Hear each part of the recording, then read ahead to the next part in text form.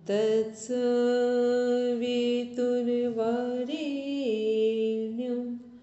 भर्गो देवस्य धीमहि धियो यो नः प्रचोदयात्। दोनों हथेलियों को आपस में रब करते हुए धीरे से अपनी आंखों को खोलेंगे।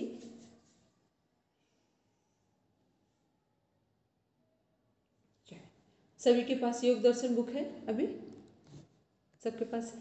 चलो ठीक है। सब लोग अपने अपने बुक ओपन करेंगे और इसमें अपना पेन लेंगे। 2 मिनट एक कॉन्सेप्ट को क्लियर करेंगे। चित्त बनाएंगे और चित्त को समझाएंगे। पहले एक अपना पेन पेंसिल जो भी लिए हो, पेपर में चित्त बनाएंगे। अब चित्त को कैसे बनाएंगे और कैसे हमें समझाएंगे, ये आपको सबको 2 मिनट में बताना है कि चित्त क्या है, उसको हमने कैसे समझा है। क्योंकि जब तक चित्त नहीं समझ में आएगा, पूरा योग दर्शन पढ़ के वापस आ जाएंगे हम लोग। ठीक, जिस तरह से भी आपको लगता हो कि हमें अगर आप चित्त को समझाना चाहते हैं तो कैसे समझाएंगे, ठीक है, तो वो बताएंगे।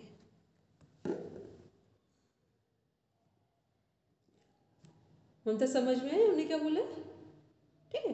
हाँ, जो जैसे ऐसा नहीं कि कोई सही समझाना, लेकिन एक अपना कॉमन सेंस लगाना कि कैसे, यदि हमें समझाओ कि चित्त क्या है तो वो कैसे कनेक्ट करोगे। ठीक, वो बताओ।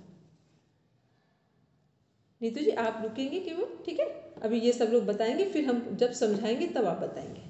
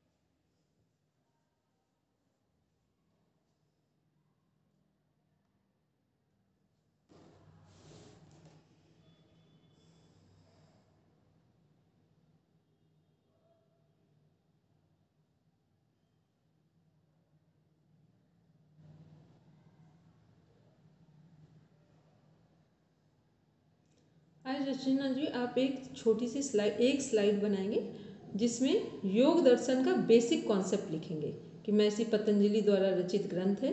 क्योंकि ये हमने दिखाई, वैसे सबको पता है लेकिन फिर भी उसमें, और 95 सूत्र हैं, 195, प्रत्येक पाद में कितने सूत्र हैं, बस ऐसे करके एक स्लाइड में छोटा सा कॉन्सेप्ट क्लियर करेंगे। चलिए, जिन्होंने बना लिया हो वो बताते जाएंगे हमको। मैम मैं बताऊं? हाँ बोलो बोलो। जैसे मैम हमारा चित्त है, चित्त के अंदर मन है, बुद्धि है, अहंकार है। मन है वो हमारी सोचने की शक्ति है, जो भी हम सोचते हैं विचारते हैं। बुद्धि है, उसके अंदर निर्णायक मतलब डिसीजन मेकिंग होती है, जो निर्णय लेते हैं हम, वो हमारी बुद्धि है। अहंकार, अहंकार हमारा सब का भाव होता है, जिसके अंदर तो मैम ये भी बताना है अभिमान मतलब 2 प्रकार का। एक तो मतलब सही होता है, एक घमंड होता है। सही अभिमान तो हम जो सही काम करते हैं उससे हमारा स्वाभिमान बढ़ता है, तो हमें अच्छा लगता है, और एक ईगो होता है। ठीक है, हमने कहा था चित्त को समझाना है। ये तो मन बुद्धि चित्त अहंकार के कार्य बताए हैं। चित्त को कैसे समझाना है, कल हमने एक एग्जाम्पल दिया था, ठीक है? नहीं भी समझ में आया होगा तो हम दूसरा एग्जाम्पल देंगे, ठीक है? बोलो ममता, कैसे क्या समझ में आया? जो समझ में आया अपना अपना बोलें, गलत और सही से कोई मतलब नहीं है, ठीक है? हाँ बोलिए मैम। चित्त पर तीनों गुणों का प्रभाव पड़ता है, सत्व रज और तम। और जो भी अपने अच्छे बुरे जो भी कर्म करते हैं उनके प्रभाव को रोकने के लिए जो अपन योग क्रियाएं करते हैं वही चित्त है। वेरी गुड, ठीक है? कॉन्सेप्ट कनेक्टिव वाला था, कनेक्टेड है, लेकिन अभी भी चित्त को हमने पूछा है। हमेशा पता है बहुत बार लोग क्वेश्चन पूछते रहते हैं और सब आसपास का एरिया कवर हो जाता है, बेस पर नहीं जाते हैं। ठीक, बस यही प्रॉब्लम है कॉन्सेप्ट क्लियर ना होने की। ठीक है, अभी आपने अंजू से भी अच्छा, अंजू ने भी जो बताया वो जो मन बुद्धि चित्त अहंकार है, सबके अपने अपने फंक्शन कार्य बताए। आपने बताया वो, और अंजू से भी अच्छा था कि चित्त से ही संबंधित बताया, उसका डीपर पार्ट था। अभी भी चित्त को क्लियर नहीं किया किसी ने। अब बोलेंगे मोनिका मैम, जिसने जो समझा अपना अपना बताएंगे, फिर हम उसको कनेक्ट कर देंगे। बोलेंगे मोनिका। मैम, चित्त हमारा एक दर्पण की तरह है। जैसे दर्पण में किसी का भी प्रतिबिंब पड़ता है, उसी प्रकार हम जो भी कर्म करते हैं, वो अच्छे कर्म हो या बुरे कर्म हो, उन सभी कर्मों का हमारे चित्त पर प्रभाव पड़ता है। ठीक है, और चित्त वेरी गुड। और अपर्णा मैम घर पे हैं, बाहर हैं अपर्णा मैम? मैं घर पर ही हूँ। बोलिए। देख, चित्त के बारे में एक बात और मैं कहूंगी कि चित्त पे हमारे संस्कार पड़ते हैं, तो चाहे वो पिछले जन्म में कुछ संस्कार हैं, अच्छे हैं या बुरे हैं, वो हमारे चित्त में संग्रहित होते हैं। ठीक है, हेमलता मैम तो सुनेंगे बस। अब बोलेंगे रचना जी। हेमलता मैम बोल रहे हैं, एक मिनट रचना जी, हेमलता मैम बोलेंगे। हाँ जी दीदी। हाँ बोलिए बोलिए। चित्त एक सरोवर की तरह है, जिसमें हमारे सरोवर में जैसे तरंगे उठती हैं, ऐसे ही हमारे मन में वृत्तियां उठती हैं, अच्छी भी बुरी भी, लहरों की तरह उठती हैं। कभी ऊपर जाती हैं, कभी नीचे। कभी हम बहुत अच्छे विचार, मतलब सात्विक विचार हो जाते हैं हमारे, कभी राजसिक हो जाते हैं, कभी तामसिक हो जाते हैं। तो चित्त को मैं एक मतलब तालाब की तरह समझूंगी, एक सरोवर की तरह समझूंगी, जिसमें लहरें उठती रहती हैं। एक चित्त का ये कॉन्सेप्ट भी बहुत यूनिक कॉन्सेप्ट है, जब सरोवर या तालाब से कंपेयर किया जाता है। ठीक, एक दर्पण का है और एक इसका है, तालाब या सरोवर का है। ठीक है, अब आते हैं कृष्णा जी, बोलेंगे। मैम, मैंने क्या समझा, चित्र बनाना है चित्त का। तो मैंने सिंपली एक सर्कल बनाया, उसमें मैंने लिखा कि स्मृतियों का भंडार है, तो क्लिष्ट और अक्लिष्ट दोनों रहती है। ठीक है, तो वो भी सही है। ठीक है, कल जैसे आपने बताया था कि वो क्लिष्ट वृत्तियां प्रारंभ में अच्छी लगती है, पर बाद में वो दुखदायी होती है, और जो अक्लिष्ट है वो भले कैसी भी लगे, लेकिन उसका परिणाम सुखद ही होता है। चलिए, बस चित्त में हमें क्या समझना था, जैसे हेमलता मैम ने अभी बोला कि यदि हम तालाब की बात करें या कोई सरोवर की बात करें, सरोवर को जब आप सडन देखेंगे तो वो पूरा शांत होगा, कुछ भी उसमें नहीं होगा। उसमें कब कुछ होगा, जब एक कंकड़ डालेंगे तो उसमें लहरें उठेंगी। अब वो कंकड़ जितना प्रेशर वाला होगा, उतनी अधिक लहरें और देर तक उठेंगी। ठीक है, ऐसे ही हमारा जो चित्त है ये आराम से शांत अवस्था में है, इसका अपना कोई स्वरूप नहीं है। लेकिन यदि मन के विचार बहुत भारी हुए, बहुत नेगेटिव हुए, तो फिर वो बहुत देर तक रहेंगे, चित्त पर उनका प्रभाव पड़ेगा। कई बार बहुत सकारात्मक प्रभाव हैं, उनका भी प्रभाव बहुत देर तक रहेगा। ठीक है ना, वो सिचुएशन पर डिपेंड करता है कि विचारों का प्रभाव कैसा है। और विचार कहाँ से आते हैं, जितना हम सोर्स ऑफ इंफॉर्मेशन है बाहर से, जो भी सूचनाएं हम ले रहे हैं, उन्हीं के अनुसार हमारे विचार आते हैं। ठीक है, इसीलिए जब भी बात की जाती है जीवन में कुछ नया करना हो, एक साइकोलॉजी में काउंसलिंग का एक पार्ट है कि यदि आपको अपना व्यक्तित्व बदलना हो, मान लो कि आपने सोचा है कि बैडमिंटन प्लेयर बनना चाह रहे हैं, या हम प्रोफेसर बनना चाह रहे हैं, या क्रिकेटर बनना चाह रहे हैं, तो उसमें पूछा जाता है सबसे पहला कदम क्या उठाएंगे। तो सबसे पहला कदम है कि आप वैसे लोगों के साथ रहेंगे जिनके जैसा फील्ड चुनाव करना चाहते हैं। ठीक, जो चाहते हैं पहले वैसे लोगों के साथ या वैसा वातावरण चुनेंगे, क्योंकि उस वातावरण से आपके अंदर वो विचार पनपना शुरू होंगे, उत्पन्न होना शुरू होंगे, जो आपको आपके फील्ड की ओर ले जा सकते हैं। कई बार लोग बोलते हैं ना, हमको शांति चाहिए, बहुत अशांति है, शांति चाहिए। रहेंगे कहाँ, अशांति में। बात क्या करेंगे, चाहिए शांति। ठीक, कह रहे हैं कि हमें पढ़ना पसंद है, लेकिन पढ़ नहीं पा रहे हैं, इसका मतलब है कि कोई तो ऐसी चीज़ हमने बनाई है जिसके कारण हम नहीं पढ़ पा रहे। या तो हमने पढ़ने की बात झूठ बोली है, या तो पढ़ने की बात झूठ बोली है, और या तो फिर हमने वो वातावरण को चुनने से इनकार किया है। कुछ तो होगा ऐसा। दो चीज़ें कभी नहीं होती हैं कि आप कहें कि आप चाह रहे हैं, कुछ चाहते और हैं और आपको मिला नहीं। इस धरती का, यूनिवर्स का एक रूल है, आपके प्रारब्ध में कुछ हो या ना हो, जिसकी आप डिमांड करते हैं वो प्रारब्ध बनकर आपके सामने आता है। ठीक है, क्योंकि लगातार वो चित्त पर प्रभाव डाल रहा है और चित्त का जो प्रभाव है वो यूनिवर्स से कनेक्ट होता जा रहा है। तो वो संस्कार क्या होगा, प्रारब्ध बनकर आ जाएगा। तो आपके क्या है प्रारब्ध में ये मैटर नहीं करता है, आप चाहते क्या हो ये मैटर करता है। ठीक है, तो ये क्या है कि जो चित्त है हमारा, ये चित्त क्या बता रहे हैं कि हमें आज ये यदि ऐसा लगता हो कि जो अभी तक का जीवन है वो हमें पसंद नहीं है, जो अभी तक का हमारा जीवन है वो हमें पसंद नहीं है, तो फिर क्या करना है, पहले तो ये समझना है कि हमें क्या पसंद है।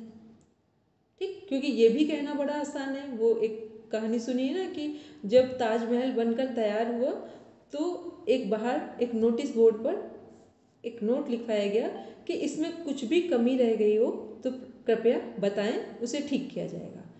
कम से कम जितना बड़ा बोर्ड था वो बोर्ड किनारे तक एक पॉइंट भी नहीं बचा, शाम तक भर गया। सबने कहा ये कमी है, ये कमी है, ये कमी है। दूसरे दिन कहा गया कि जितने लोगों ने ये लिखा है प्लीज़ केवल इतना बता दें कि सुधार में क्या होना चाहिए। एक नाम नहीं आया। बात समझ गए मेरी? तो जैसे हम लोग कह देते हैं ना कि हमें ये पसंद नहीं है, हमें घर का वातावरण पसंद नहीं, घर के बच्चे नहीं पसंद है, घर के इन-लॉज नहीं पसंद है, हस्बैंड की बातें नहीं पसंद है, प्रोफेशन में नहीं पसंद है, सब नहीं पसंद है, तो फिर ये तो बताओ कि फिर हमें पसंद क्या है? क्योंकि सारा जो कुछ सिस्टम बनेगा, टोटल आपका जो भी आपका गोल बनेगा वो आपकी पसंद पर बनेगा। तो कई तरह के लोग होते हैं ना, दो लोग होते हैं, एक बोलते हैं कि हमें ये नहीं पसंद, हमें ये नहीं पसंद, तो 1 घंटे में लिस्ट बना देंगे। दूसरा व्यक्ति कहेगा सिर्फ और सिर्फ हमें क्रिकेटर बनना है। ठीक, अब जितनी एनर्जी ना करने में लगाई थी उतनी एनर्जी यहाँ अभी तो हमने एक लाइन में लगाई है, लेकिन उस एक लाइन का भी इतना प्रेशर है कि हमें लग रहा है कि पूरा यूनिवर्स हमारे साथ है। ठीक, अभी हम लोग क्या सोच रहे हैं कि कोई काम करते हैं तो हमें लगेगा कि आप साथ नहीं देंगे तो काम छूट जाएगा, आप कहीं चले गए तो ये काम रुक जाएगा। अरे जब काम कर रहे हो तो केवल आप हो और ये यूनिवर्स है। यदि आपका टारगेट बिल्कुल ठीक है तो यूनिवर्स किसी को भी कहीं से लाकर खड़ा कर देगा। ठीक, तो पहले अपने सोचने समझने का जो सामर्थ्य है उसको समझना है कि गोल हमें चूज करना है, हमें नहीं करना है। सिंपल सा देखना है कि यदि हमें अभी तक की, आज तक की लाइफ पसंद नहीं है तो फिर हमें पसंद क्या है।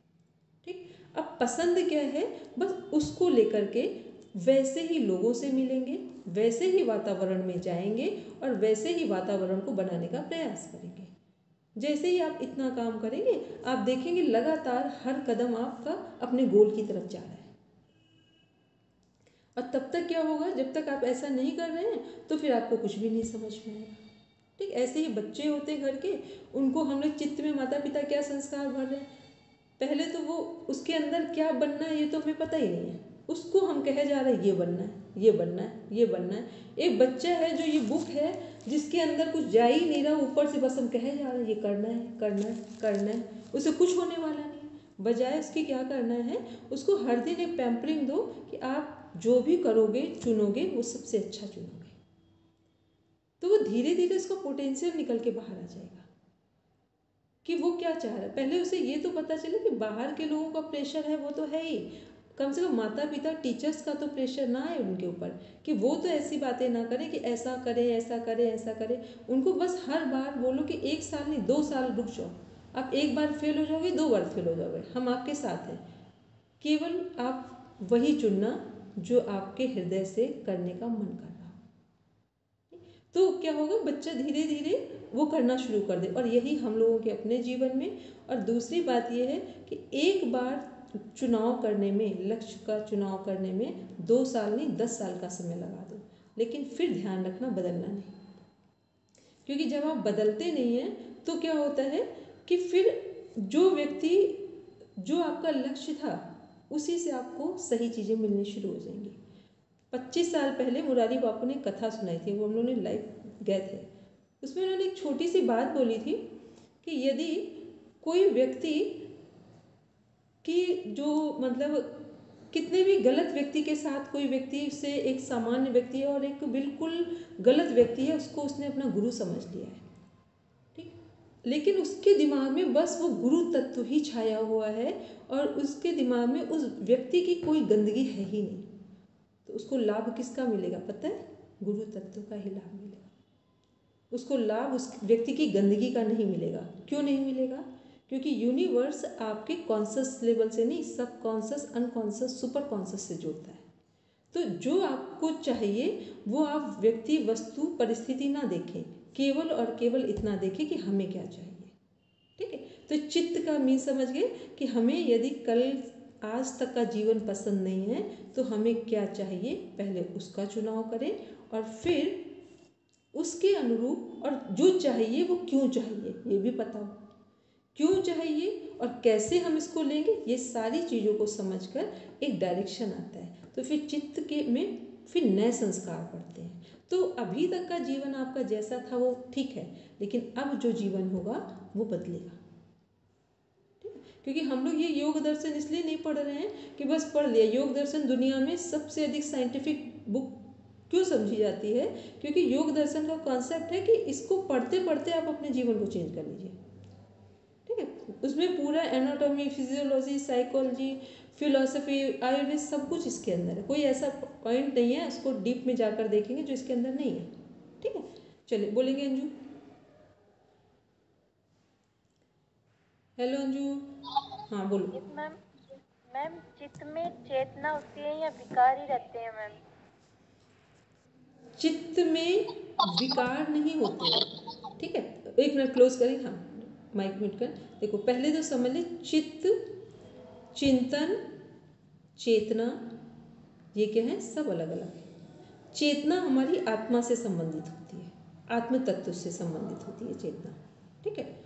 और जो चिंतन है वो जैसा हमारा आत्म तत्व ये होगा वैसे ही हमारा चिंतन होगा। मतलब सोल में आपके अंदर जैसे सोल के ऊपर जैसी, कई बार बोलते हैं ना कि धूल जमी हुई है, तो अब सोल के ऊपर धूल जमी हुई है तो वैसा आप सोच रहे होंगे, ठीक है। एक योग दर्शन में गालिब का एक वो है, लाइन है कि उम्र भर यही गलती करते रहे, धूल थी चेहरे पर और आईना साफ करते रहे, ठीक। इसी योग दर्शन पर वो कनेक्ट किया गया है, ठीक है। तो ये क्या है कि ये हम लोगों को समझ नहीं आता है, तो क्या करना, जो चेतना है वो हमारे आत्मा का विषय है।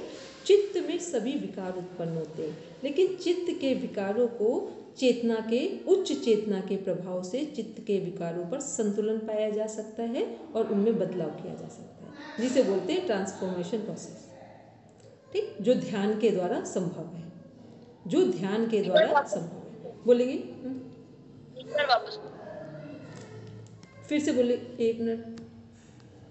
मैम जैसे ये अचेतन में आएगा ना, जड़ है चित्त, अचेतन चित्त में आएगा, हाँ वो जड़ में जाएगा, जड़ में चित्त जाएगा, लेकिन वो, एक मिनट म्यूट करेंगे, ठीक है। वो जड़ में इसलिए जाएगा चित्त जो है हमारा, क्योंकि उसका अपना कोई रोल नहीं है। देखो ऐसे समझ लो, चित्त को दोबारा से समझ ले, यदि चित्त को हटा दे वहाँ से और इसको लेकर आए प्रकृति में, और प्रकृति को लेकर आए शरीर पर, ठीक है। तो शरीर और हमारी आत्मा दो चीज़ें हैं। यदि आत्मा को हटा दो तो शरीर क्या है? जड़ है कि चेतन है? जड़ है, ठीक है। कोई भी चित्त पर किसी का भी प्रभाव पड़ेगा तो जब तक हमारी चेतन तत्व, हमारा आत्म तत्व नहीं है, तब तक उसके बिना सपोर्ट ही कहाँ मिलेगा। यदि शरीर को हटा दे तो आत्मा का कोई अस्तित्व नहीं है, और यदि आत्मा को हटा दे तो शरीर का कोई अस्तित्व नहीं। इसीलिए प्रकृति और पुरुष, चित्त और चेतना को अनादिकाल से माना जाता है। जब से इस सृष्टि का उदय हुआ है तब से चित्त और चेतन, प्रकृति और पुरुष, शरीर और आत्मा सब अनादिकाल से चले आ रहे हैं, इनका संबंध अनादिकाल से। सभी क्या है, एक तरह से शाश्वत तो आत्मा को कहा जाएगा, लेकिन आत्मा का रोल शरीर के बिना नहीं है। इसीलिए क्या बोला जाता है, साधन धाम मोक्ष कर द्वारा। भले ही आत्म तत्व कितना अजर अमर सब है, लेकिन उसको भी विकसित करने के लिए, इसके स्वरूप को निखारने के लिए हमारे शरीर की आवश्यकता पड़ती है। ठीक, तो जब हम शरीर का सदुपयोग करते हैं तो ही आत्म तत्व को प्रकाशित कर सकते हैं। और जब हम लोग वेद उपनिषद की बात करते हैं तो वहाँ क्या सुनते हैं कि वही व्यक्ति परमात्मा को, मोक्ष और मुक्ति को प्राप्त करेगा जिस व्यक्ति ने संसार का सदुपयोग किया, जिसने अपने शरीर को मंदिर समझ के शरीर का निर्वहन किया। वही व्यक्ति आत्मचिंतन, मुक्ति, मोक्ष, ब्रह्म ज्ञान की बात कर सकता है। और जो लोगों को ये लगता है कि संसार नश्वर है और बस आत्म तत्व की ओर बढ़ गए, तो ये हो ही नहीं सकता। संसार उन्हीं को नश्वर लगेगा जो लोग संसार का पूरा सदुपयोग करके आए हैं। ठीक है, बिना संसार का सदुपयोग किए हुए कोई भी, जैसे आपको लग रहा हो इस जन्म में कोई संत महापुरुष हैं और वो आत्म तत्व उन्होंने प्राप्त कर लिया, तो इसका मतलब है लास्ट जो उनका जन्म हुआ था उसमें वो संसार का सदुपयोग करके आए हैं, फिर उन्होंने प्राप्त किया। ठीक, तो ये एक नियम है प्रकृति का कि बिना संसार का सदुपयोग किए हुए आप अध्यात्म के अधिकारी कभी नहीं बनेंगे। ठीक, तो अब फिर से वापस आते हैं अपने कॉन्सेप्ट पे, बैक लेते हैं। जो चित्त है, 1 मिनट आते नहीं मैं, जो चित्त है वो क्या है, एक हेमलता मैम का एग्जाम्पल था कि सरोवर, ठीक, दूसरा दर्पण। ना तो सरोवर का में कोई भी विकार है और ना ही दर्पण में, दोनों ही खाली है। ठीक है, दर्पण के सामने जो इमेज आएगी मिरर के सामने वही दिखेगी, जिस इमेज को हटा देंगे दिखना बंद हो जाएगी। अब जिस इमेज को जितनी देर तक दर्पण के सामने रखेंगे, मिरर के सामने रखेंगे, उसके ही प्रभाव आपके दर्पण पर, मिरर पर आने शुरू हो जाएंगे। आप बहुत देर तक अच्छे लोगों के साथ रहेंगे तो आपका चित्त में जो विचार हैं वो अच्छे हो जाएंगे, अच्छे संस्कार पड़ जाएंगे। और बहुत देर तक आप गलत लोगों के साथ रहेंगे तो चित्त पर बुरे संस्कार पड़ जाएंगे।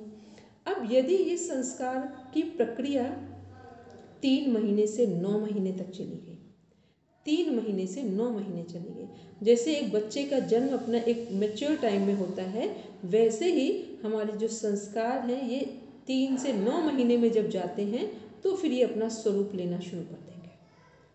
फिर वो कैसे बनेंगे, अब यही संस्कार, विचार किस में कन्वर्ट होंगे, आपके प्रारब्ध में कन्वर्ट होंगे। फिर प्रारब्ध समय पाकर जब वो होता है ना कि एक फल लग रहा है, फिर फल जब पकेगा तो अपने आप गिर जाएगा बिना किसी प्रयास के। तो ऐसे ही चलते चलते लोगों के जीवन में एक्सीडेंट हो जाते हैं। एक्सीडेंट का मतलब जीवन में कोई भी समस्या आ जाती, तो हमें लगता है ना, हमें पता ही नहीं था, कुछ लोग गलत काम करते जा रहे हैं, उन्हें लगता ही नहीं है कि कुछ इसका फल आएगा। और हमने अब तक के आज जो है, जिस समय हम यहाँ बैठे हैं, इस टाइम पर बोल सकते हैं कि हमने इस यहाँ पर जितने लोगों को देखा, यहाँ से ऑल इंडिया, बाहर फॉरेनर्स के साथ, आपको, हमें तो ऐसा लगता है कि बहुत टाइम लगता ही नहीं आपका कर्म वापस आने में। हम पहले सोचते थे कभी पूरा जीवन लगता होगा, अब तो हमें लगता है बस 5 ही साल में रिटर्न होने लगता है। इतनी जल्दी जल्दी चीज़ें ट्रांसफॉर्म हो रही थी, इसलिए बिल्कुल परेशान ना हो किसने क्या किया।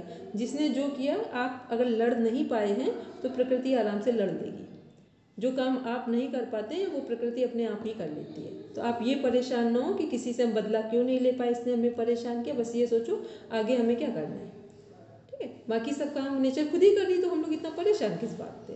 ठीक है, तो ये क्या है, ये हम लोग देख रहे थे चित्त का कॉन्सेप्ट कि चित्त में, लेकिन फिर ध्यान रहे, जब हम लोगों ने क्लिष्ट और अक्लिष्ट वृत्ति पढ़ा था तो क्लिष्ट क्या थे कि क्लिष्ट जो चीज़ें होती हैं वो जब हमारे सामने आती हैं तो सुखद लगती हैं, वो हमेशा ऐसा लगता है इनसे अच्छा कुछ नहीं, लेकिन जब वो जाएंगी तो दुखद ही लगेंगी। मीन्स बुरी चीज़ें जब हमारे सामने, जब भी हम लोग कहें कि जंक फूड खाना है तो ऐसा लगता है ना, जंक फूड खाना कितना अच्छा लग रहा है, कितना स्टैंडर्ड मेंटेन कर रहे हैं, ऐसा समझ में आता है। बहुत सारे लोग तो अब इस बात पे आ गए कि स्टैंडर्ड मेंटेन हो रहा है, पता ही नहीं है कि कूड़ा खा रहे हैं। ठीक है, तो ये क्या है कि ये जो चीज़ें हैं ये खाने में क्या लग रहा है, बहुत अच्छा लग रहा है, फिर इनके रिजल्ट क्या होते हैं, वो दुखद होते हैं। कहीं ना कहीं स्वास्थ्य आपका खराब होगा। और मान लो कि आपसे कहा जाए कि डेली नीम की पत्तियां खा लो, तो ऐसा लगता है कि जैसे कितना हमारे साथ बुरा हो रहा है, ठीक है। जबकि कुछ लोग बिल्कुल खुश होकर खाते हैं। तो कुछ लोग खुश होकर खाते हैं कि कड़वी है, कोई बात नहीं, खा लेंगे, क्योंकि इस कड़वेपन से भी कहीं ना कहीं स्वास्थ्य में सुधार होगा। तो अब ये क्या है कि चीज़ें शुरुआत में खराब लग रही हैं, टेस्ट में भी खराब लग रही हैं, लेकिन ये पता है कि इनका परिणाम अच्छा ही है। तो चित्त में ये हम लोग जो कुछ पढ़ रहे हैं यहाँ पर ऐसे पढ़ना है कि हमें यदि अपना जीवन बदलना हो तो हमें क्या करना है। इस भाव से यदि योग दर्शन को पढ़ा तो JRF नेट निकलेगा, वो एक अलग पॉइंट है, अपना जीवन जरूर ठीक हो जाएगा, ठीक है।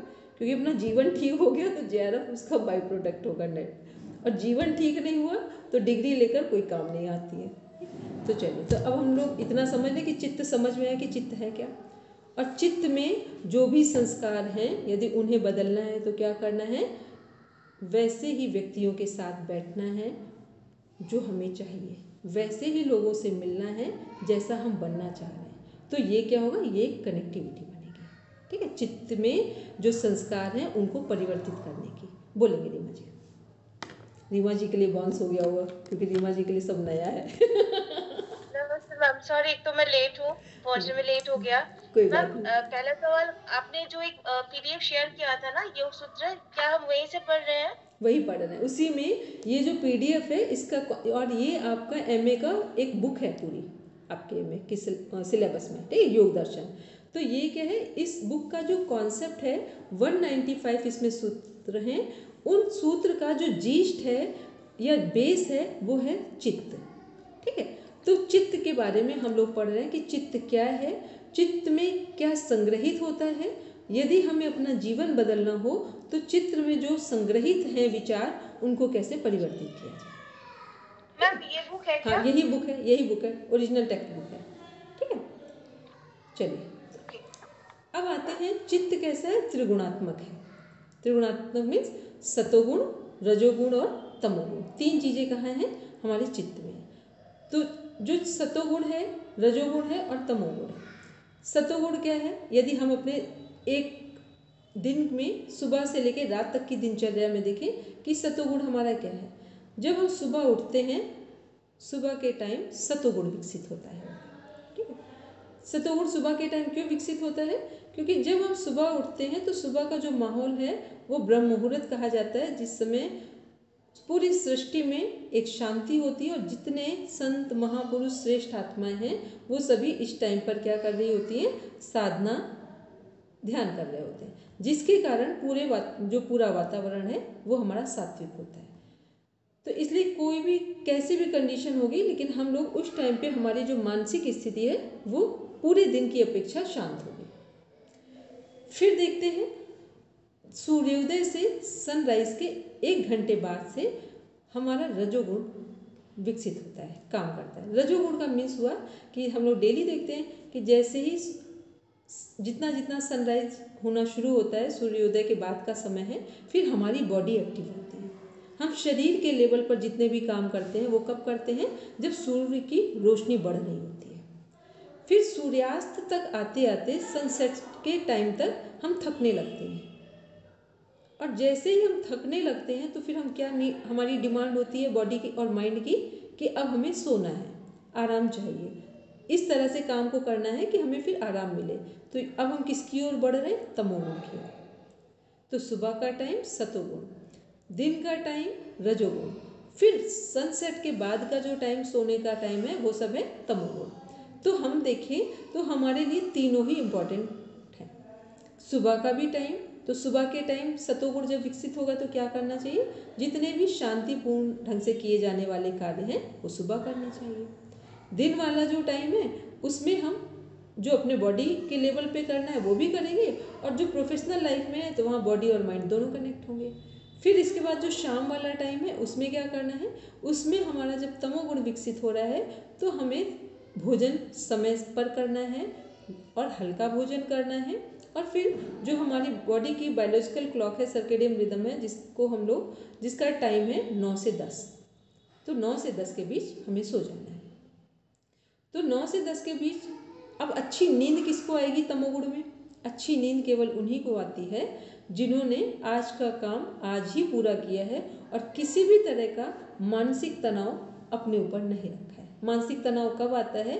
जब आप किसी से कोई कमिटमेंट करते हैं, किसी को कुछ देना होता है, किसी से कुछ लेना होता है, या कुछ भी ऐसा है जो आप करना चाहते थे और किसी को आपने कहा है और वो किया नहीं है। तो जो भी हो, आप कैसे भी करके आपको आज का काम आज पूरा करके जब आप समय पर सोने जाएंगे तो यही जो तमोगुण है ये आपको सबसे अच्छा रिजल्ट देगी, क्योंकि जितनी गहरी नींद होती है हमारी उतना ही अच्छा हमारा स्वास्थ्य होता है, और जितना अच्छा स्वास्थ्य होगा उतना ही अच्छा हम सुबह का यूज़ करेंगे। अगर हम स्वस्थ हैं, पेट हमारा सुबह जल्दी साफ होगा, फिर हम योग, आसन, पूजा, पढ़ाई या जो भी अच्छे काम हैं जिनको हमें लगता है सुबह करना अच्छा रहेगा वो सब सुबह आराम से करेंगे। फिर दिन में भी आप काम बहुत अच्छे ढंग से करेंगे। क्यों करेंगे? क्योंकि अच्छी नींद आई थी जिसके कारण आपका पेट साफ हुआ था, और इस वजह से जिस दिन आपका पेट साफ नहीं होता है उस दिन आपके चेहरे में उदासी और निराशा होती है। ठीक, अब आप लोग कितना अभी समझ पाते हो ये सब बातें ये नहीं पता, लेकिन फील कर लेना। पेट जिस दिन आपका प्रॉपर साफ होता है उस दिन आप फ्रेश फील करते हो और उत्साह फील करते हो। ठीक है, तो पेट साफ होने का संबंध किससे है? हमारी गहरी नींद से, और गहरी नींद का संबंध है हमारे दिन के सभी हिसाब और किताब से। मीन्स हिसाब किताब का मीन्स है कि आज का काम आज हम कंप्लीट कर पाए और आज के भार से मुक्त हुए हैं या नहीं। ठीक है, तो ये सब क्या है? ये सतोगुण, रजोगुण और तमोगुण जो हमारे तीन जो वृत्तियाँ जो गुण हैं ये चित्त को प्रभावित करते हैं। तो ये हम तीनों ही गुण हमारे जीवन में डेली कनेक्टेड हैं। अब जब इनको अलग देखते हैं कि किसी के जीवन में सतोगुण ही पूरी तरीके से काम कर रहा है, तो यदि पूरे टाइम सतोगुण काम कर रहा है तो ये कौन से लोग होंगे? संत, महापुरुष, साधु, श्रेष्ठ आत्माएं हो जाएंगी। ठीक है, और यदि रजोगुण पूरे दिन काम कर रहा है तो क्या होगा? यदि सामान्य लोग सांसारिक कार्यों में बहुत ज्यादा प्रवृत्त भी रहेंगे और दिखावे की वृत्ति भी रहेगी। जब रजोगुण, जितने भी लोग नेम और फेम प्राप्त करते हैं उसमें रजोगुण बहुत बड़ा रोल प्ले करता है। ठीक है, आत्मसंतुष्टि में रोल वो नहीं करता है, लेकिन प्रसिद्धि में रजोगुण का काम होता है। जब भी नेम फेम मिलता है तो उसमें रजोगुण बहुत बड़ा रोल प्ले करता है। ठीक है, और केवल आत्मसंतुष्टि संत महापुरुषों की बात कर रहे हैं तो वो अलग मैटर है, क्योंकि संत महापुरुष श्रेष्ठ जन कभी भी प्रसिद्धि के लिए कोई कार्य नहीं करते हैं, वो केवल और केवल आत्मसंतुष्टि के लिए कार्य करते हैं। ठीक, तो सतोगुण वहाँ पर है, रजोगुण जो लोग बहुत अच्छा कर रहे हैं और जो भी दुनिया में नए आविष्कार हो रहे हैं या कुछ नया बन रहा है, हमारे लिए सुविधाओं के माध्यम बन रहे हैं, वो सब किसके माध्यम से बन रहे हैं? सब रजोगुण के माध्यम से बन रहे हैं। ये मोबाइल, एंड्रॉयड फ़ोन बन रहा है तो ये सतोगुण से नहीं बना है, रजोगुण से बना है। ठीक है, कि क्या नया होना चाहिए। और तमोगुण क्या है? तो रजोगुणी, अगर कोई व्यक्ति का रजोगुण विकसित हुआ तो वो क्या करेगा वो समझे। फिर तमोगुण किसी का बहुत प्रॉपर डोमिनेंट हो गया, विकसित हो गया, तो तमोगुण वाले जो लोग हैं ये हानिकारक व्यक्तित्व वाले लोग होंगे, क्योंकि तमोगुण का मीन्स हुआ कि जड़ बुद्धि, कि ना तो इन्हें कुछ भी अच्छा करने में इंटरेस्ट नहीं हुआ। ठीक, सिंपल शब्दों में जो चीज़ें अच्छी हैं वो इन्हें पसंद नहीं होगी, और उन्हें पसंद नहीं, उन्हें पता ही नहीं है कि नहाना स्वास्थ्य के लिए अच्छा है। उन्हें पता ही नहीं है, हमने आपसे कई बार बोला, उन्हें आप अच्छे से अच्छे कपड़े देकर आइए, वो कपड़ों किसी को भी दे देंगे पर वो नहीं पहनेंगे। बर्तन देकर आइए, वो वही बर्तनों में खाना खाएंगे जो वो खा रहे थे। ठीक है, तो ये क्या है? तमोगुण की पराकाष्ठा है कि जब एक गुण पूरी तरीके से विकसित हो जाए या डोमिनेंट हो जाए तो व्यक्ति का व्यक्तित्व उसी गुण के अनुसार निर्धारित हो जाएगा। अब रीमा जी बोलेंगे, फिर हम लोग आगे पढ़ेंगे, क्योंकि चित्त के बारे में लगभग जितना हमें बताना था हमने बता दिया। बोलेंगे रीमा जी। मैम, फिर अगर तमोगुण और तमस है तो शक्ति भी तो तमस ही है, फिर तमस की तो हम पूजा भी करते हैं। शब्द कैसे कैसे तमस है? नहीं, तमस तमोगुण, शक्ति तमस है, तो हम तमस की पूजा भी तो कर रहे हैं। वो जो शक्ति है महाकाली की बात नहीं करी, वो अलग पार्ट है। वो महाकाली जो है वो सृष्टि में संहार का स्वरूप है, अज्ञानता का संहार करना है वहाँ पर। ठीक, वो आगे उस कॉन्सेप्ट में आएंगे, वो दूसरी बात होगी। वो तमोगुण का मतलब है उस पूजा के द्वारा, या वो जो माता जी हैं वो हमारी अज्ञानता को हटाएंगी। क्या कोई महाकाली माता की पूजा करते हैं तो क्या वो हमारा नुकसान करेंगी? हमारी गंदगी को हटाएंगी। ठीक है, तो गंदगी को हटाएं, पूजा करते कि माँ हमें शक्ति दो। हाँ, तो वो तमोगुण नहीं है। वो महाकाली जो है वो संहार करती हैं, वहां संहार करने को तमोगुण से जोड़ा गया है। मान लो हम एक प्यार करें और एक आपको जान से मार दे, तो जान से मारना यहाँ क्या होगा? सतोगुण या तमोगुण? तमोगुण। तमोगुण होगा। लेकिन महाकाली जब मारती है तो उनका जरूरी है मारना या नहीं मारना है? जब शंभु निशंभु की बात सुनते हैं तो उनका वो वध कर रही हैं, तो वध क्यों कर रही हैं? दुर्गा सप्तशती में पढ़ते हैं ना, क्यों कर रही है? क्योंकि वो तमोगुण इतना उन्होंने बढ़ा दिया है, इसके कारण महाकाली स्वरूप रखती है और उनको मारती है। तो जब भी तमोगुण को महाशक्तियों के द्वारा मारा जाएगा, ध्यान से सुनिए रीमा जी, जब भी तमोगुणों को या तमोगुणी व्यक्तित्व को महाशक्तियों के द्वारा संहार किया जाता है, मारा जाता है, तो तमोगुण के माध्यम से मार करके फिर सतोगुण का ही विकास किया जाता है। क्लियर? ठीक है, अभी वो पूरा विषय नहीं है, फिर हमको अभी जब हम लोग ये सब पढ़ लेंगे ना, अभी वो भी आएगा आपका कॉन्सेप्ट। ठीक है, फिर उसको वहाँ पे क्लियर कर देंगे। चलिए, तो ये हम लोग देख रहे थे चित्त। सबसे पहले हमने क्या देखा, जो हमारा लाइन थी स्टार्टिंग में, जो रेड कलर का लिखा हुआ है रीमा जी, वो देखिए, योगा चित्त वृत्ति निरोधा। ठीक, ये डेफिनेशन है आपकी प्रॉपर योग दर्शन की। इसी डेफिनेशन पर पूरे जो हमारे सूत्र हैं, पूरी बुक बेस्ड है इसी सूत्र पर। फिर ये योगा चित्त वृत्ति निरोधा, इसका अर्थ क्या है? चित्त पर पड़ने वाले अच्छे और बुरे विचारों को रोक देना या उनसे मुक्त होना। चित्त में अच्छे विचार आए या बुरे विचार आए, हमें दोनों से मुक्त होना है। इसका नाम है मोक्ष और मुक्ति। ऊपर लिखा हुआ एक एक शब्द को अलग अलग देख लें। चित्त का अर्थ क्या है? वह स्थान जहाँ हमारे अच्छे और बुरे विचारों का प्रभाव पड़ता है। फिर नीचे है वृत्ति यानी विचार। वृत्ति का अर्थ क्या होता है? विचार। और विचार अच्छे और बुरे दोनों हो सकते हैं। ठीक है, अच्छे विचार भी होते हैं, बुरे भी होते हैं। अच्छे संस्कार भी होते हैं, बुरे संस्कार भी होते हैं। तो विचार को संस्कार भी कहा जाता है। फिर चित्त त्रिगुणात्मक है, सतोगुण, रजोगुण और तमोगुण। ठीक है, इसको और सिंपल समझ लें तो जो हमारा शरीर है इसमें ये तीनों गुण समाहित हैं, सतोगुण, रजोगुण और तमोगुण। ठीक है, फिर नीचे देख रहे हैं चित्त वृत्तियाँ, संख्या में 5 और 2 प्रकार की हैं। चित्त वृत्तियाँ जो 5 हैं उनके नाम क्या है? संख्या जो है प्रमाण, विपर्यय, विकल्प, निद्रा, स्मृति। ठीक है, ये 5 नाम हैं चित्त वृत्तियों के। फिर ये 2 प्रकार की हैं। तो जब 2 प्रकार की हम लोग बात करते हैं तो देखेंगे क्लिष्ट और अक्लिष्ट।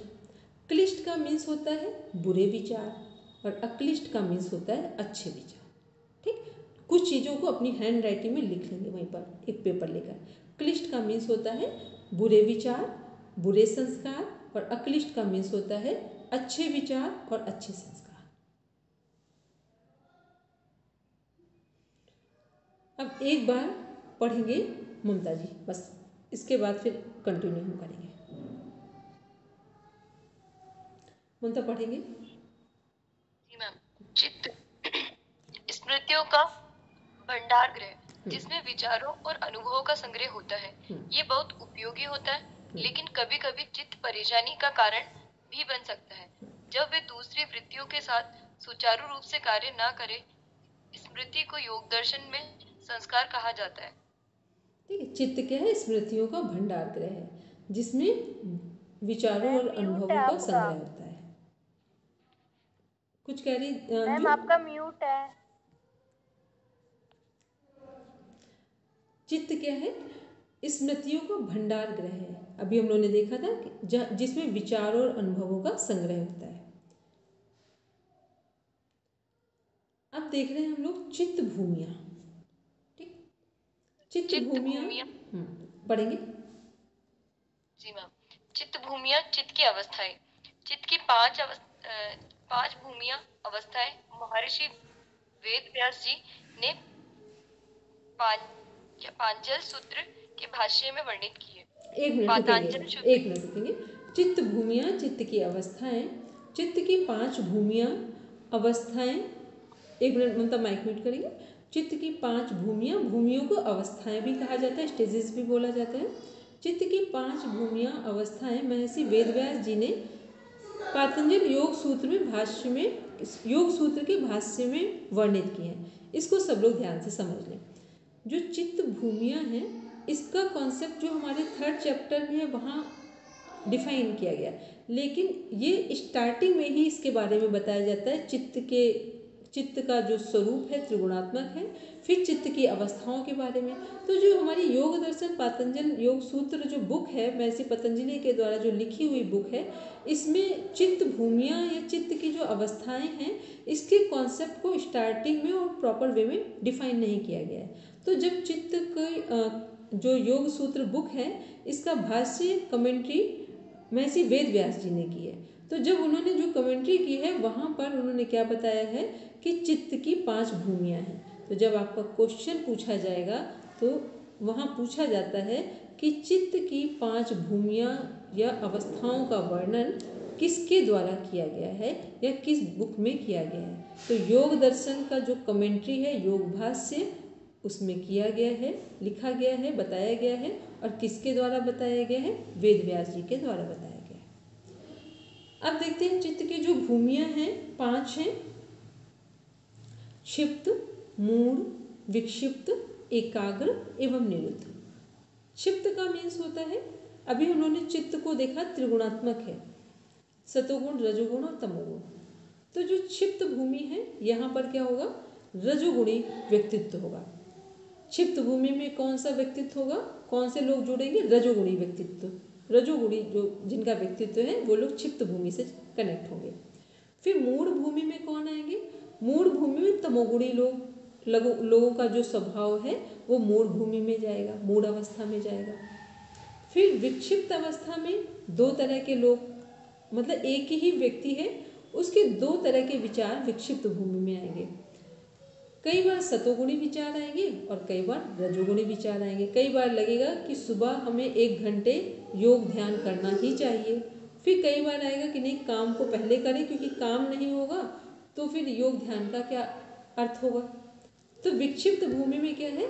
यहाँ सतोगुण और रजोगुण दोनों बराबर से काम कर रहे हैं, इसलिए विक्षिप्त अवस्था है कि क्या करें, सतोगुण की तरफ जाए या रजोगुण की तरफ जाए।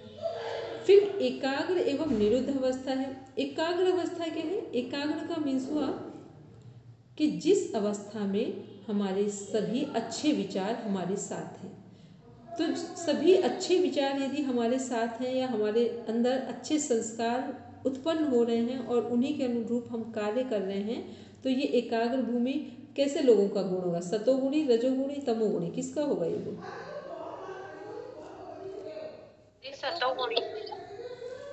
वेरी गुड, ये होगा सतोगुणी लोगों का व्यक्तित्व। फिर हाँ, सतोगुण हुआ। यहाँ एकाग्र अवस्था में सतोगुण होगा, ठीक है।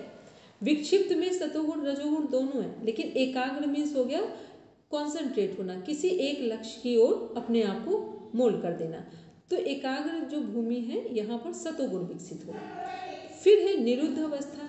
निरुद्ध अवस्था में क्या है कि सभी जो सतोगुण है उसके भी प्रभाव से मुक्त हो जाना, उसका नाम है निरुद्ध अवस्था। एक और या कैवल्य, असंप्रज्ञात समाधि, मोक्ष, मुक्ति, साल्वेशन, निर्वाण, ये सब क्या है? निरुद्ध अवस्था, जहाँ पर हम सतोगुण, रजोगुण और तमोगुण तीनों के प्रभाव से पूर्णतया मुक्त हो गए हैं। तो उस भूमि का नाम है निरुद्ध अवस्था, ठीक है। अब एक बार वापस आते हैं सर, देखते हैं कि जो हमारा भूमि है, भूमि कौन सी थी हमारी? 5 है और गुण है 3। भूमि और गुण को एक साथ कौन करेगा? भूमि और गुण को जो ये एक बार देख लेते हैं, ठीक है। 1 मिनट, इस कॉन्सेप्ट को एक बार देख लें कि भूमि में जो भूमि होगी या अवस्था होगी, उसमें किस तरह हमारे अंदर विचार आएंगे या कैसा व्यक्तित्व होगा। तो पहले देखा हमने क्षिप्त भूमि या क्षिप्तावस्था। तो क्षिप्त भूमि में हम परेशान रहेंगे, एक लाइन लिख लीजिए कि सबसे अधिक दुखी और परेशान, सुखी और दुखी दोनों, जिनको बहुत जल्दी मिलता है और बहुत जल्दी दुखी होते हैं, ये लोग रजोगुणी हैं। तो क्षिप्त अवस्था, जो लोग बार बार परेशान हो रहे हैं, तो ये रजोगुणी लोग हैं। ठीक है। एक होता है कि परेशानी के बाद हम फिर से रास्ता ढूंढ लेते हैं, उनकी बात नहीं है। जो बार बार सुख दुख के दायरे में आकर परेशान हो रहे हैं, तो क्या है, रजोगुणी लोग हैं। फिर मूड सुस्त अवस्था है। मूड का मीन्स क्या होगा, तमोगुण प्रधान लोग हैं यहाँ पर, व्यक्तित्व या व्यक्ति है। फिर विक्षिप्त में क्या, विचलित अवस्था है कि सतोगुण की तरफ जाएं या रजोगुण की तरफ जाएं, क्योंकि दोनों ही बराबर से हमारे अंदर विचार आ रहे हैं, सतोगुण के भी और रजोगुण के भी। तो ये क्या है, विचलित अवस्था है। ऐसा हम लोगों के अंदर, तो विचलित अवस्था में कौन से लोग आते हैं, सबसे अधिक हम लोग आते हैं यहाँ पर, कि कभी लग रहा है कि सतोगुण के बिना जीवन नहीं चलेगा, फिर लगता है रजोगुण के बिना नहीं चलेगा, फिर हम लोग बस इन्हीं दोनों के ऊहापोह में पूरा जीवन निकल जाता है। इसके बाद है एकाग्र अवस्था। एकाग्र क्या है, कंसंट्रेशन वाली स्टेज है, केंद्रित हैं हम एक पॉइंट पे, सेंटर पॉइंट पे या अपने लक्ष्य की ओर। तो ये क्या है, ये सतोगुण प्रधान व्यक्तित्व है यहाँ पर। फिर है निरुद्ध अवस्था। निरुद्ध अवस्था में हुआ कि हम जब अपने सभी प्रकृति के जो तीनों गुण हैं, सतोगुण रजोगुण तमोगुण, तीनों से हम मुक्त हो गए हैं, उसका नाम है निरुद्ध अवस्था, मोक्ष, मुक्ति, कैवल्य और असंप्रज्ञात समाधि। चलिए अब हम लोग आते हैं, देखते हैं एक बार वापस।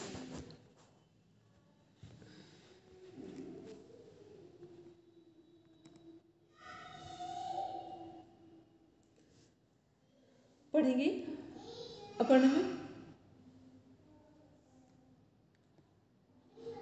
क्षिप्त, मन की वह स्थिति जिसमें मन उत्तेजना, क्रोध और चिंता को बढ़ाने वाली बातों में उलझा रहता है, ये राजसी गुण होते हैं। मूढ़, मन की वह स्थिति जिसमें मन उन बातों में उलझा रहता है जो बेवकूफी और मूर्खता द्वारा उत्तेजना को बढ़ाती है, ये तामसी गुण होते हैं। विक्षिप्त, यह अवस्था विक्षिप्तता की स्थिति से थोड़ी बेहतर है। इस स्थिति में मनुष्य समाधि की ओर थोड़ी देर के लिए आकर्षित होता है, लेकिन रजोगुण की अधिकता और भावनात्मक अनुभूति के कारण अन्य बातों में उलझ जाता है।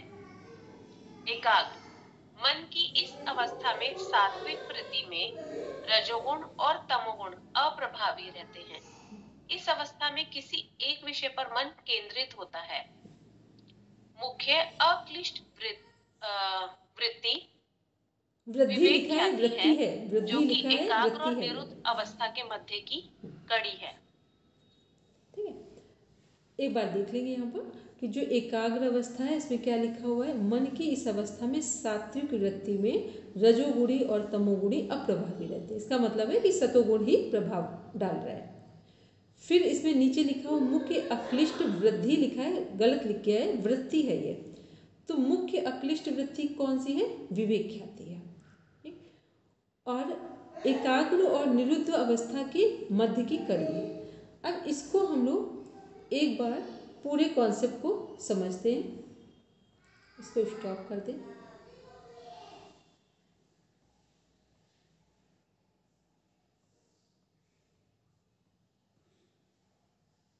चलो अब देख लेते हैं जो हमने अभी पहले देखा था, क्लिष्ट और अक्लिष्ट वृत्ति।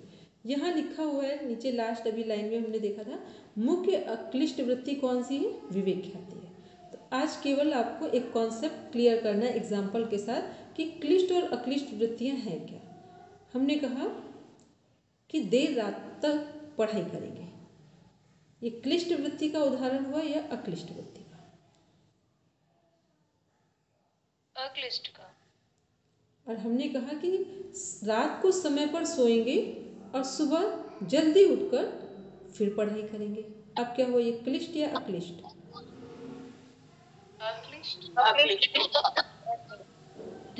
फिर पहले वाला क्या था, क्लिष्ट। पहले वाला क्लिष्ट।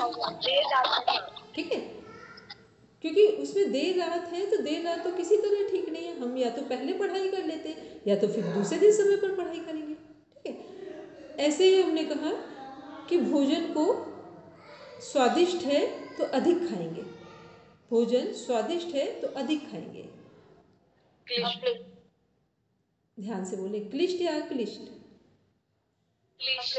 क्लिष्ट। हाँ, ध्यान से बोलना है, नहीं तो ये बहुत गलत हो जाएगा क्वेश्चन, ठीक है।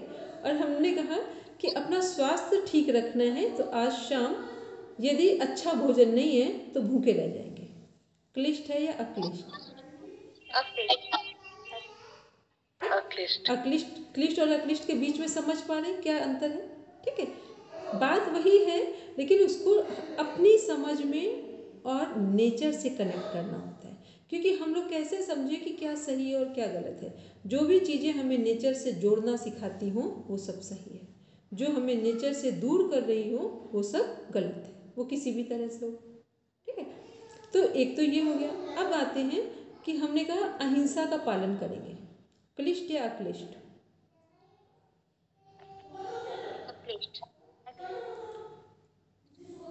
सत्य बोलेंगे लेकिन समय देखकर, क्लिष्ट या अक्लिष्ट? ध्यान से, बहुत आराम से रीमा जी बोलेंगे, जल्दी बोलने की जरूरत ही नहीं है, पहले पूरा समझ लेंगे, ठीक है। हमने कहा सत्य बोलेंगे लेकिन समय देखकर बोलेंगे, ठीक? क्योंकि बहुत सारी अच्छी चीज़ें भी हमें समझनी पड़ती। कई बार लोग बोलते हैं ना, हमें तो सत्य बोलना है, चाहे कुछ भी हो जाए, तो चाहे कुछ भी हो जाए, क्या जीवन किसी का खत्म हो जाए तो भी सत्य बोलेंगे जाकर, ठीक है। सत्य बोलना है लेकिन समय परिस्थिति को देखकर बोलना है कि कब हम जो बोलेंगे वो बात व्यक्ति को समझ में आएगी, ठीक है। तो ये क्या है, जो चीज़ें हमारे जीवन को सही दिशा ना दे वो क्लिष्ट, और जो बातें व्यवहार हमारे जीवन को सही दिशा दे वो अक्लिष्ट।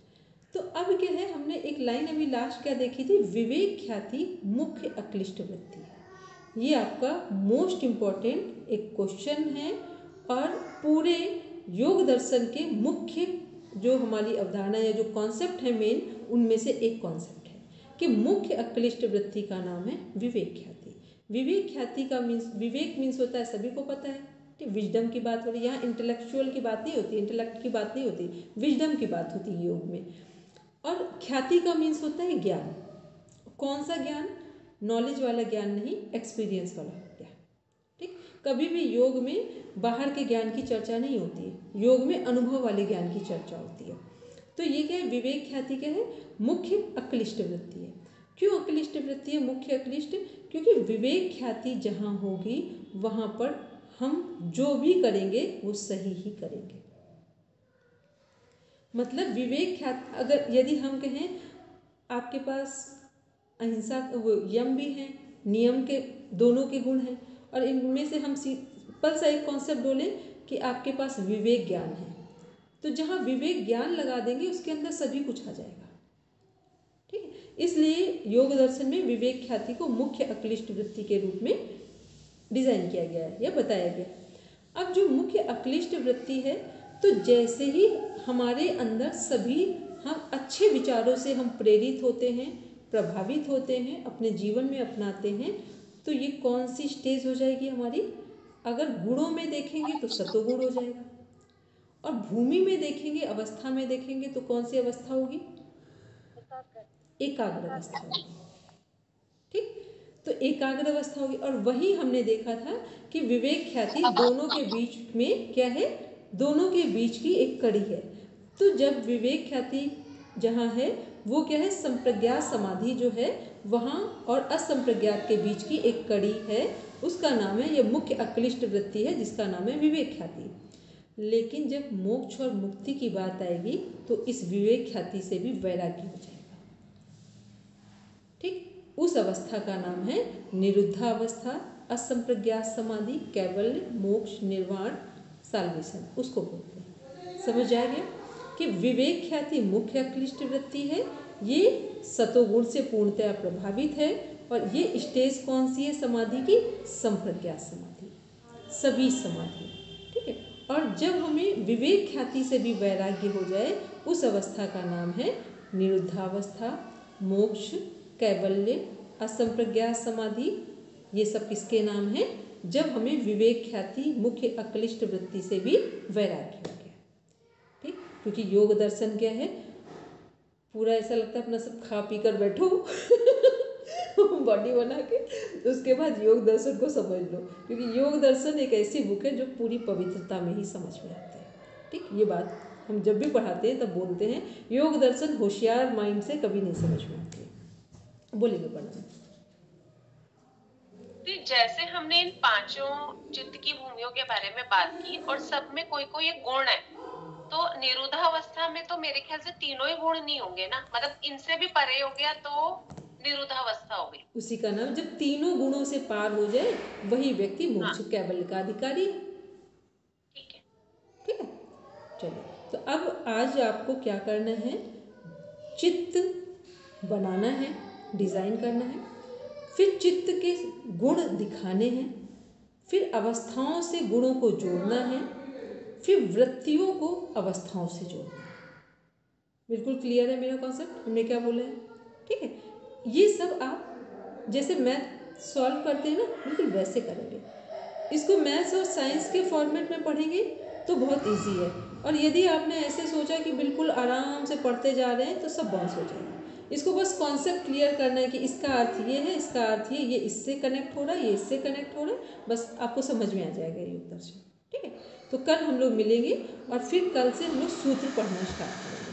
कल सभी लोग बुक लेकर बैठेंगे और कल से इसमें भी दिखाएंगे पूरा, क्योंकि इसमें फीड है सारा वर्क हमारा, तो आराम से उसको पढ़ेंगे और फिर सूत्र को कनेक्ट करते जाएंगे। दूसरा एक छोटा सा काम करना है, अगेन कामाख्या सर का PDF पढ़कर बैठेंगे, ठीक, क्योंकि वो जो PDF है ना, वो एक बेस बना देता है आपका समझने के लिए, उसके बिना आप जल्दी से समझ नहीं पाएंगे। ठीक है, तो लगभग सबने पढ़ रखा है।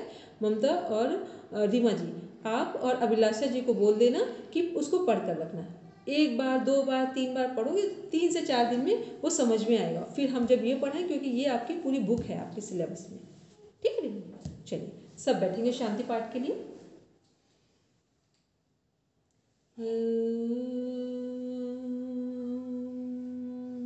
शांति शांति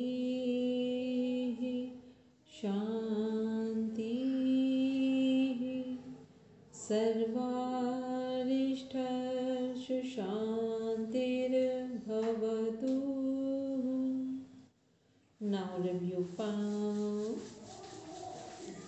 touch your eyes, then open your eyes। सबको प्रणाम।